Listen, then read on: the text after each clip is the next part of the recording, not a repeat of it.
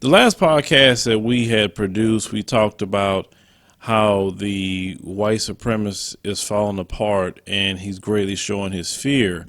And the particular white supremacist in question that I was speaking about in a particular podcast, he actually had a chance to respond to that particular podcast. And so I was definitely going to make a response to him, just breaking down a few things. And one thing I learned from his response is definitely, Neely Fuller talked about many of these things that I'm going to talk about in this podcast, but white supremacy is definitely rooted in lies, deceit, and intellectual dishonesty.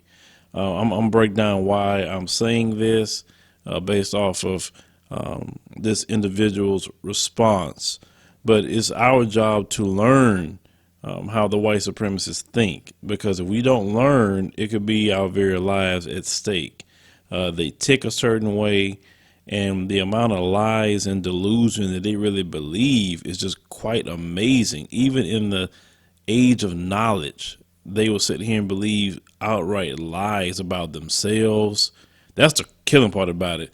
When you're lying to yourself like that, and you actually believe in your lie, that is amazing to me. But go ahead and check out the podcast on our the Phillip Scott Audio Experience podcast, and you can check it out on our Anchor page. We'll put the link down there, or if you listen to on Apple, Spotify, TuneIn, iHeartRadio. We're in many different markets for you to listen to the podcast, but check it out. And because this situation that we're seeing here is, ladies and gentlemen, is white supremacy being just put in the forefront.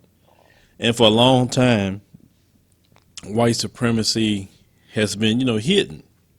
But the great thing about today is out for all of us to see and to learn from.